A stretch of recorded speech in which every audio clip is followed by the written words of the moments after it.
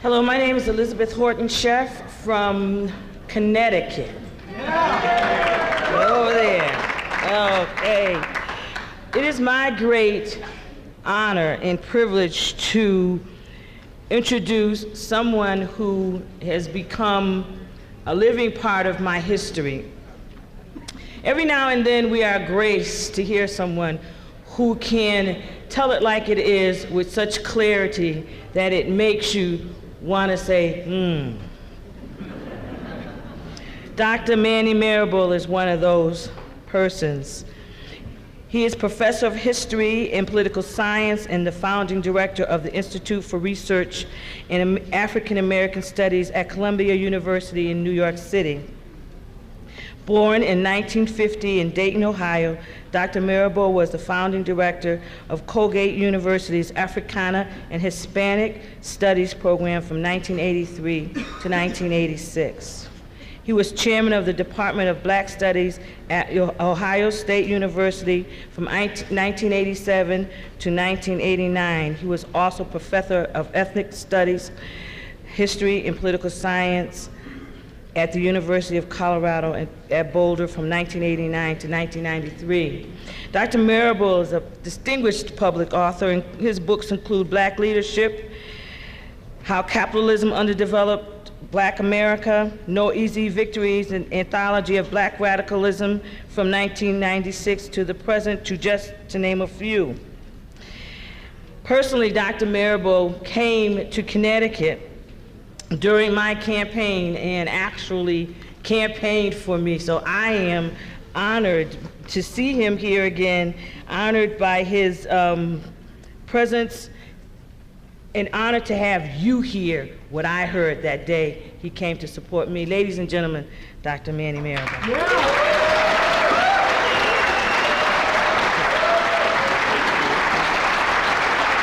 Thank you. Thank you. Thank you. Thank you. Thank you. Sisters and brothers of the Green Party,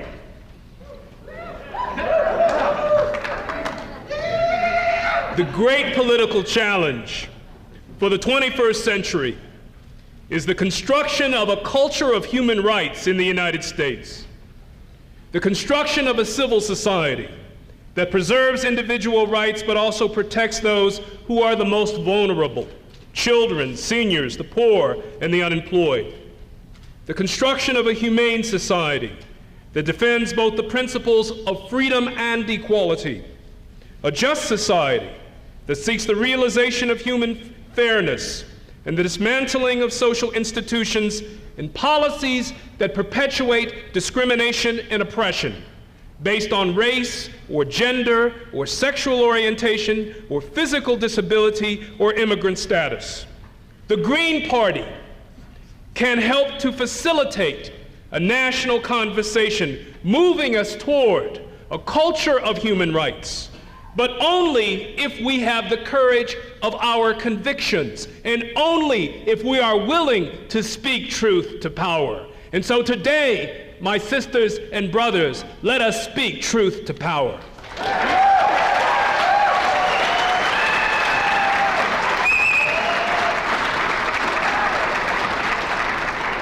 More than ever before, the vast majority of America's people, working class folk, members of trade unions, racial minorities, women, people on fixed incomes, the unemployed and the homeless, are being left behind economically and politically.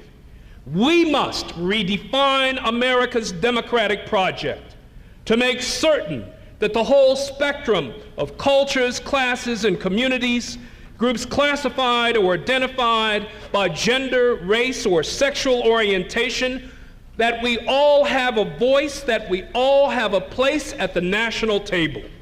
I'd like to concentrate this afternoon on several critical issues for the Green Party and for this country. First, American democracy is challenged by a series of crises that affect virtually everyone in this audience today.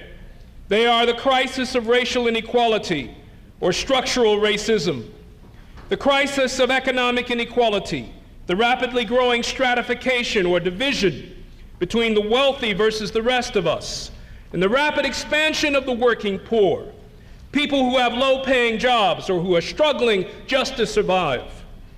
There is a crisis of incarceration, the unprecedented growth of a prison industrial complex. And fourth, the crisis of public education, with millions of our children falling further behind due to the deliberate underfunding of public education. All of these issues, the crises of race, of class, of prisons and schools, are all interconnected. You can't address any one of those issues without also connecting it to the others.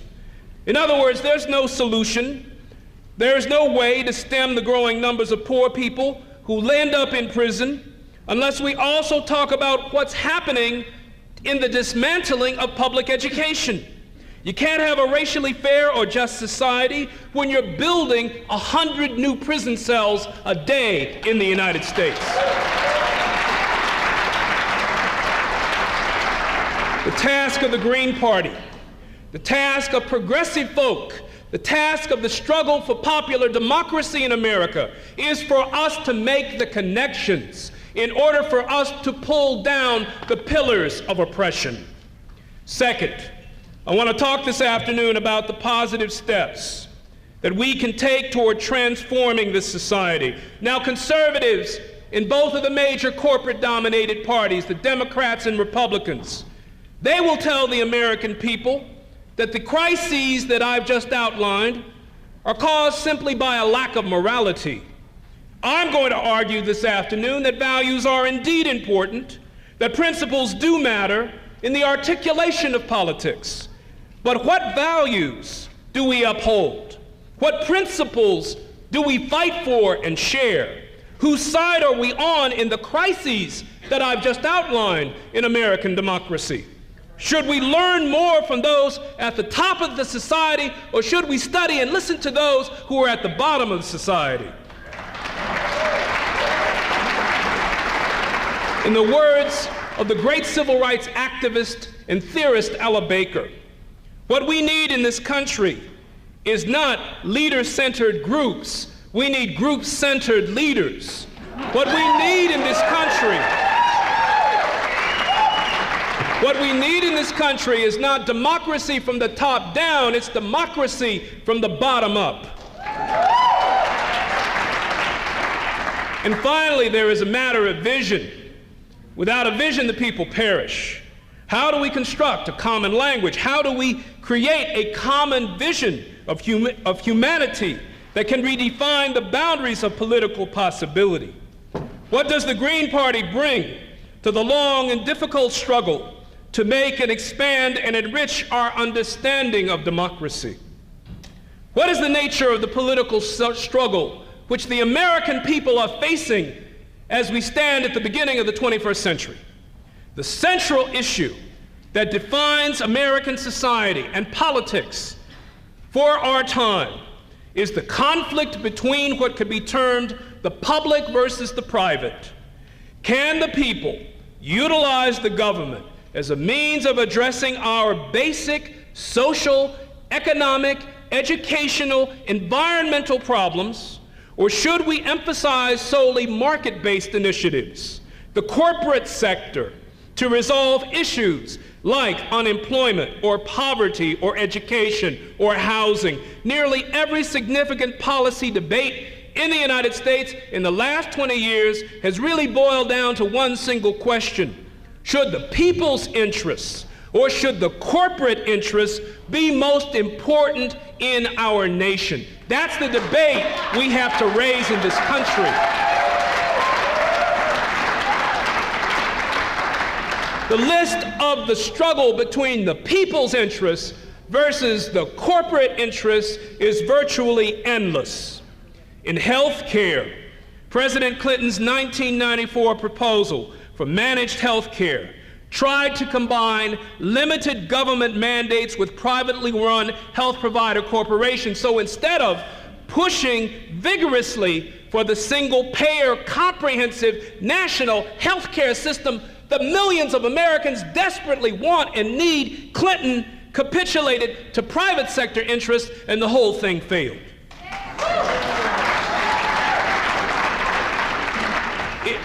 In public education, there's debate throughout the country on the issue of vouchers, whether parents should be subsidized to send their children to private schools. In public colleges, cutbacks in state and local funding have forced higher tuitions and fees, reducing the access of many racial minorities and working and poor folk to a quality education. In the areas of public housing and homelessness, state and city governments are aggressively cutting back funds. Increasingly, Republican and Democratic conservative politicians argue that the government should no longer even be in the business of public housing, that the market, that the corporations should determine the quality and the accessibility of housing. This debate also focuses on the criminal justice system. We are now spending $35,000 a year to maintain a single prisoner, one prisoner, in a minimum security jail cell. It costs nearly $80,000 a year to confine a prisoner in a maximum security jail cell. We are, as I said before, building over 100 new prison cells a day in the United States. In 1980, there were 500,000 people in U.S. prisons and jails. Today, it is 2 million. What does the Green Party have to say? What do we have to say about the struggle between the corporate interests and the people's interests? What are the struggles for human rights that should inform and inspire the Green Party and progressive politics in our nation today? Well, there is a struggle, a continuing struggle, of the well-to-do haves against the millions of have-nots, who are disproportionately African American, Latino, American Indian, women, and children. 4 decades ago, Michael Harrington's brilliant book, The Other America, documented the bitter realities of poverty and hunger in the United States. And despite the current economic expansion, despite the billions and billions of dollars, of millions of profits generated on Wall Street, millions on Martin Luther King Jr. Street, millions on Cesar Chavez Street, millions even on Main Street are being bypassed by that prosperity. The other America still exists.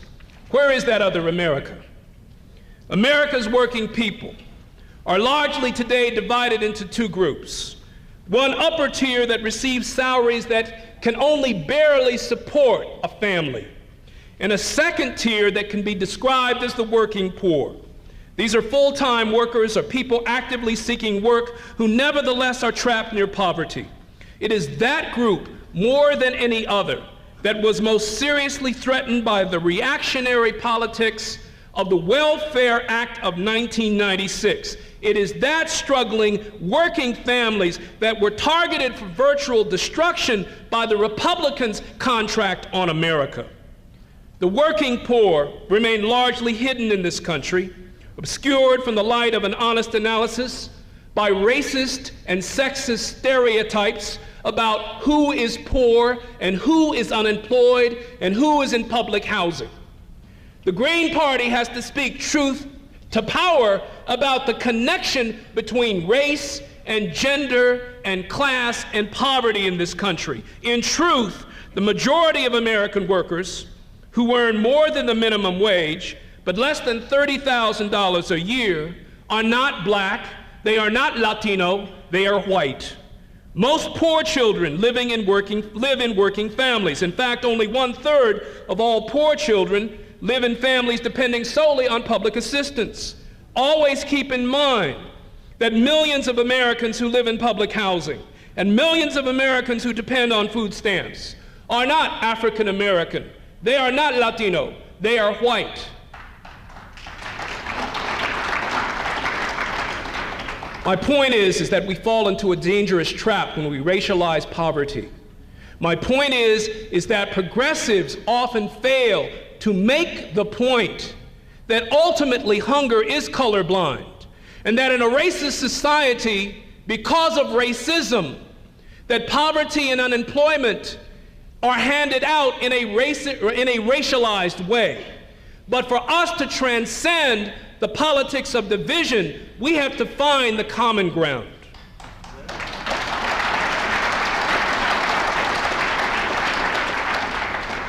What is the challenge of the Green Party? And how do we make the connections? The only long-term solution to the crisis of the working poor is to fight for a comprehensive agenda for jobs and justice. Politically, we must support massive public works legislation where millions of working people can be hired to provide services and rebuild our cities. We should be training people to provide child care to working parents, health care, supportive services for seniors, improving our schools, and making our communities safer and drug-free. We should outlaw workfare and replace it with real jobs at living wages that can support families. We need to cut corporate welfare. We need to cut corporate welfare and tax abatements.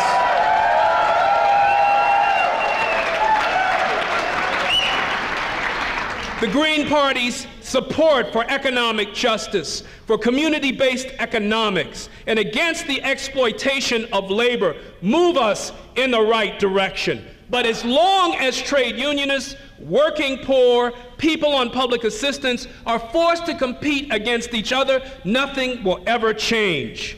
The Green Party must say we must redefine the rules of the economic game. We must assert every person's right to a job or a guaranteed income, a living wage, especially for those who cannot work. The solution to the crisis of the working poor is the pursuit for the fight for jobs and justice for every person in America.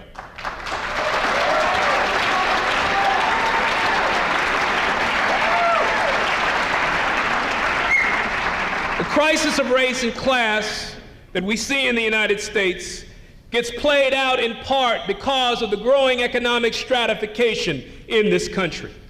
In the year 2000, the top 1% of all households had a greater combined net wealth than the bottom 90% of all U.S. households. In short, a very small number of households in the United States control the overwhelming majority of the nation's resources. And you can see this inequality played out in virtually every city and town in the United States. Between 1973 to 1989, the overall annual average of all wage earners living in cities in the United States fell by a real 16%, inflation adjusted.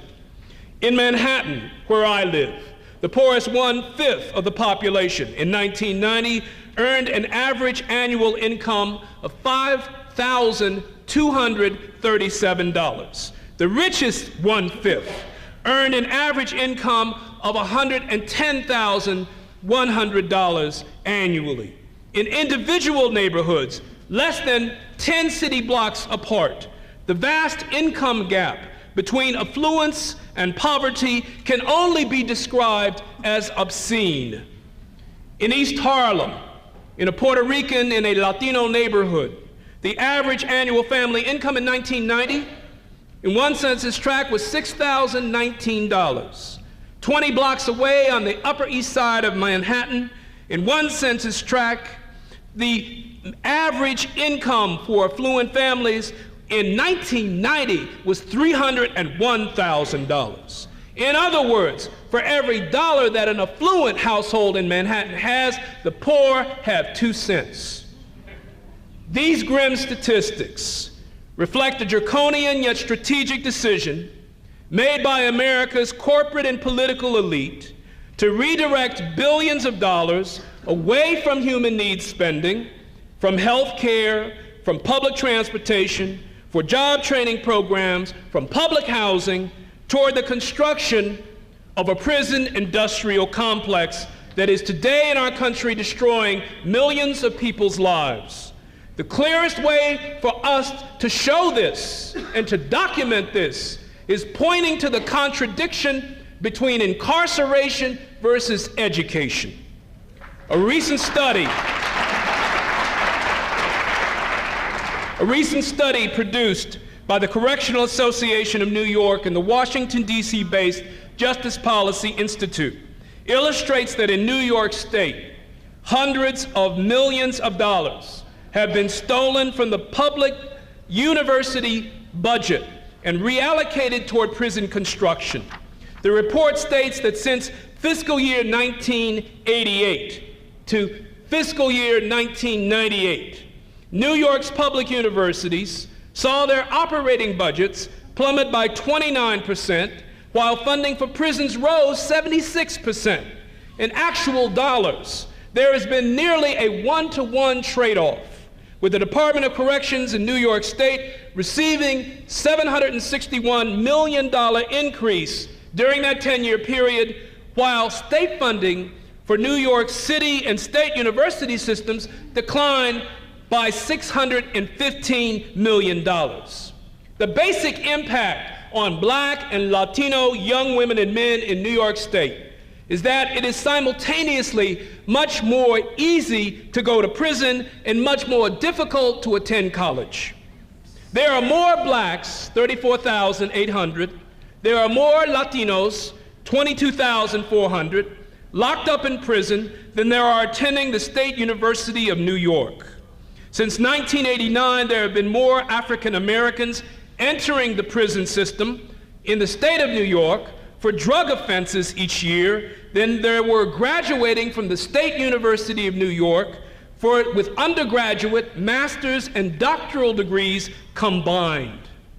This pattern of schools versus prisons in New York exists in virtually every state in this country. Thousands of Latino and Black young adults in California are denied access to state universities because of the passage of Proposition 209, destroying affirmative action. Thousands more have been driven out, and due to rapidly increasing costs for tuition and cutbacks in student loans. Meanwhile, hundreds of millions of dollars have been siphoned from the state's education budget and spent on building prisons. So in 1977, California had 19,600 people in its state prisons. By 1997, it had 160,000 people in prison. California today has the largest single prison system in the industrialized world, holding more inmates in jails and prisons than do France, Great Britain, Germany, Japan, Singapore, and the Netherlands combined. And these trends and these future trends are worse. The California Department of Corrections estimated that it will need to spend $6.1 billion in the next 10 years just to maintain its present prison system. With the exception of General Motors, there are more employees at work in the prison industry than any Fortune 500 corporation. So instead of funding teachers, we are hiring more prison guards. Instead of building new classrooms, we are constructing more jails. One of the central battlegrounds for democracy in the United States in the 21st century will be the effort to halt the dismantling of public education and public institutions in general for the expansion of this prison industrial complex. The Green Party's support for alternative sentencing for nonviolent offenders, for restoring voting rights to American citizens who have been convicted of felonies and then disfranchised in the country of their birth, the Green Party's support for an end to the widespread practice of racial profiling by not just the NYPD and the LAPD, but police departments across this country, that will advance the cause of racial justice.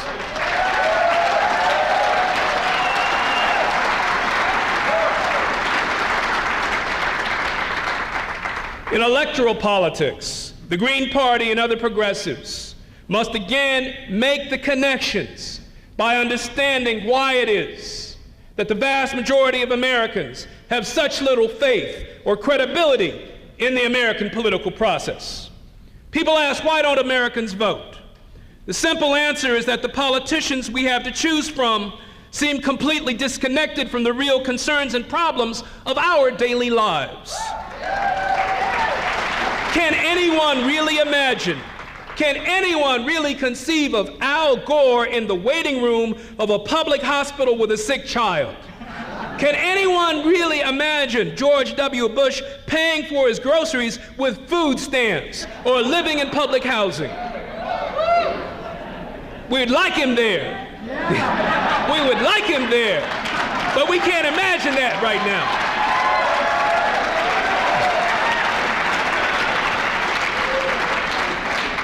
Part of our problem is structural.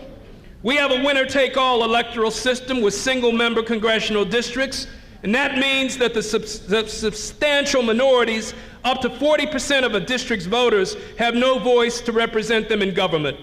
Congressional districts are constructed in a manner so that roughly 80% are non-competitive. That is, they are completely dominated by either the Democrats and the Republicans.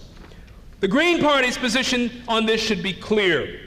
A Green Party and progressive perspective must make the connections to the American people between money and the politics and power. Those in power keep their power by plowing money into the presidential, the congressional, and statewide electoral races. With billions of dollars in unregulated soft money contributions, you don't get a democratic government, you only get the best Congress that money can buy.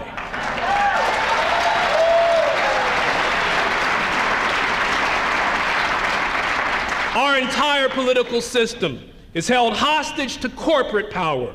And there's only one solution. There's only one solution.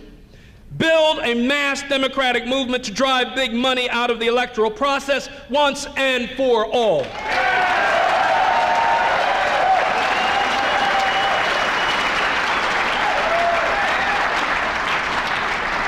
We need to democratize the electoral rules of the game to permit alternative voices and perspectives at the ballot box. Move away from winner-take-all elections to proportional representation. Make voter registration easier and accessible to all.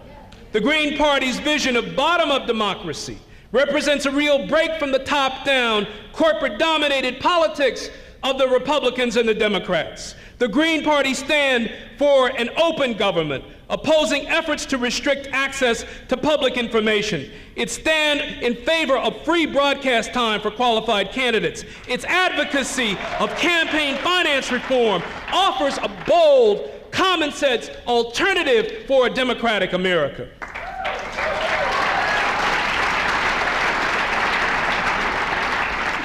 The Green Party's 2000 platform and resolutions that I've seen offer a bold leadership on the issue of globalization.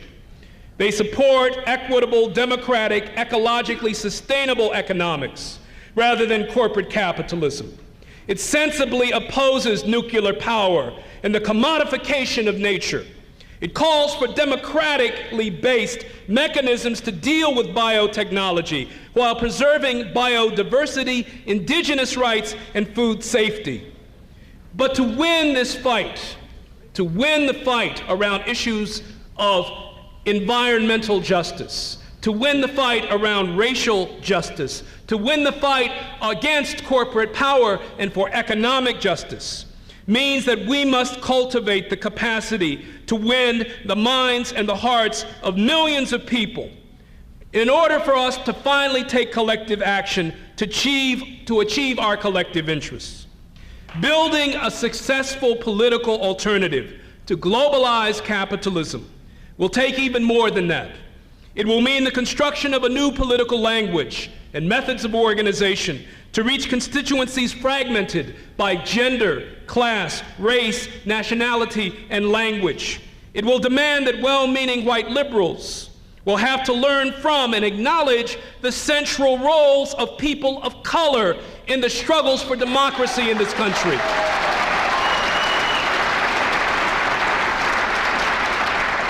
It will require building close cooperation with faith-based institutions, women's organizations, lesbian and gay organizations, organizations of low-income people, trade unions, and youth organizations in order to build a broad-based democratic mass movement for racial and economic and environmental justice. That's our task in the next 21st century.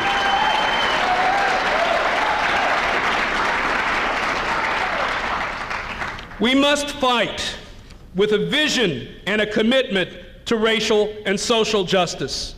Radicals sometimes think that as conditions worsen, oppressed people will become more desperate and will begin to demand basic change. That viewpoint is completely wrong.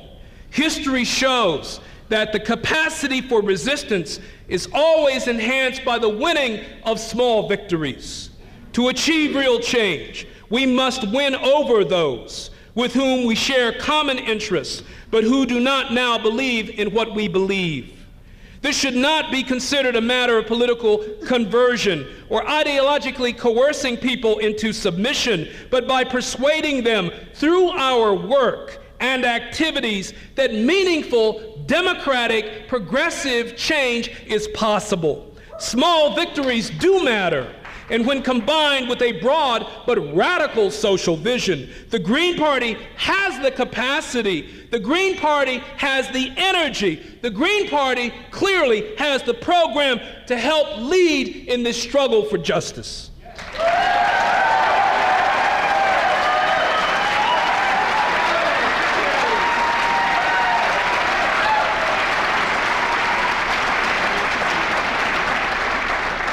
Let me conclude with one final observation.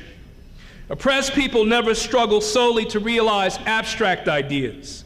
They struggle to improve their children's lives and their own lives within the real world here and now. What most exploited people want most are the tools to make meaningful changes in their environment and immediate circumstances. This developing struggle against corporate power, against globalization, must be informed by an overarching social vision of the realization of human rights, anchored in our analysis of the actual conditions confronting oppressed people in the third world and poor communities across the globe in order for us to achieve democratic change. Now, the Green Party in 2000 may not, perhaps may not, capture the White House. We may not, perhaps not, capture Capitol Hill. Stay with me for a second. We may not capture Capitol Hill in 2000, but by building this party, you build a small victory and a vision of the kind of democracy the American people desperately want and need. By building this party, you can help make the connections across the boundaries of race and class and sexuality and gender. By building this party, you can create an alternative vision of democratic, humanistic politics. You must never abandon the moral discourse to the far right. We must ask the kinds of hard moral questions that the Republicans and Democrats refuse to ask. We might ask the American people, what was more immoral, Clinton's sexual misconduct in the White House or his decision to sign the 1996 Welfare Act that pushed millions of women and children into poverty?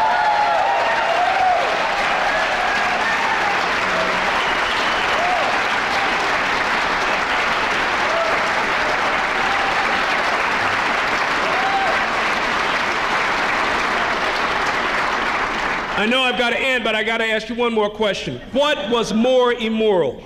George W. Bush's decision this week to send an innocent man to his death, or Al Gore's failure to denounce it? We must.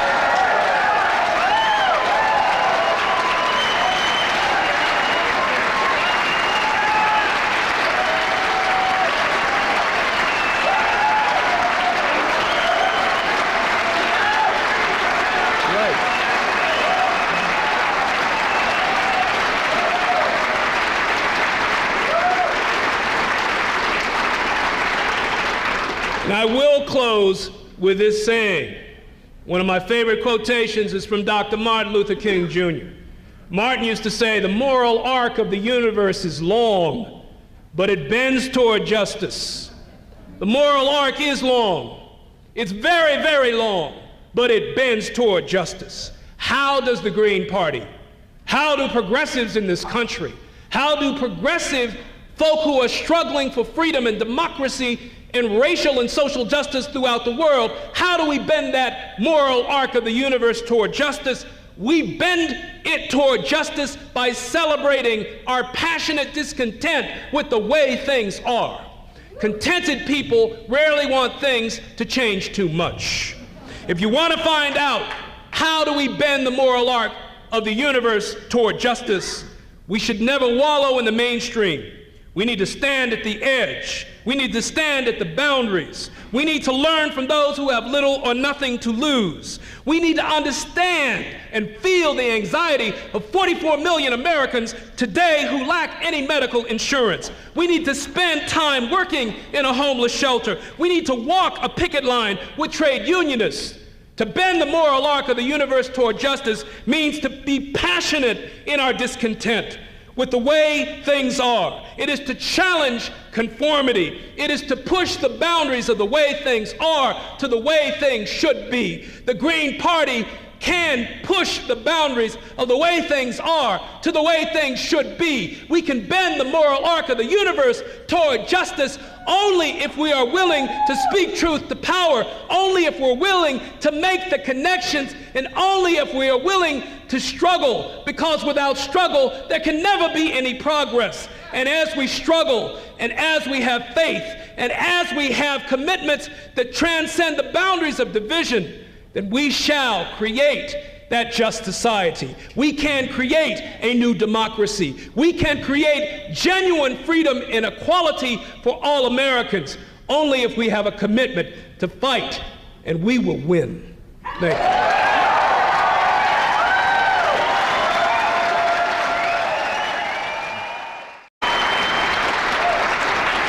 Thank you. Thank you. Thank you. Sisters and brothers of the Green Party,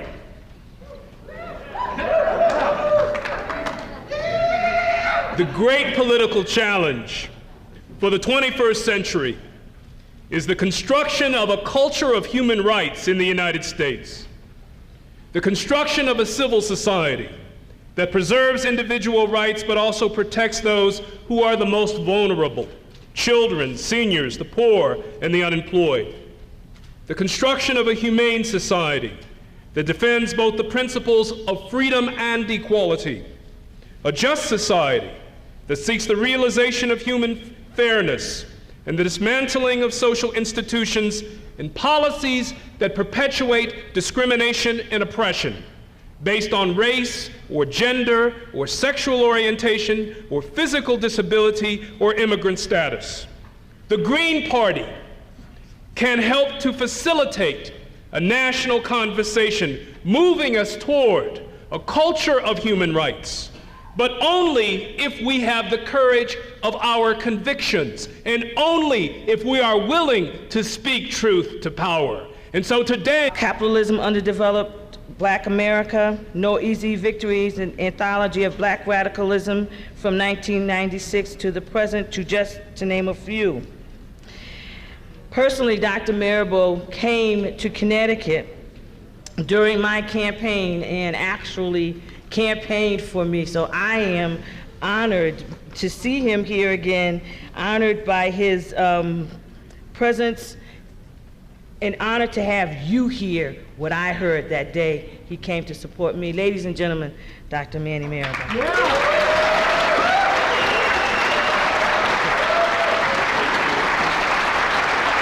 Thank you. Thank you. African American Studies at Columbia University in New York City. Born in 1950 in Dayton, Ohio, Dr. Marable was the founding director of Colgate University's Africana and Hispanic Studies program from 1983 to 1986. He was chairman of the Department of Black Studies at Ohio State University from 1987 to 1989. He was also professor of ethnic studies, history, and political science at the University of Colorado at Boulder from 1989 to 1993. Dr. Marable is a distinguished public author, and his books include Black Leadership. Hello, my name is Elizabeth Horton Sheff from Connecticut. Over there. Okay. It is my great honor and privilege to introduce someone who has become a living part of my history. Every now and then we are graced to hear someone who can tell it like it is with such clarity that it makes you want to say, Dr. Manny Marable is one of those persons. He is professor of history and political science and the founding director of the Institute for Research in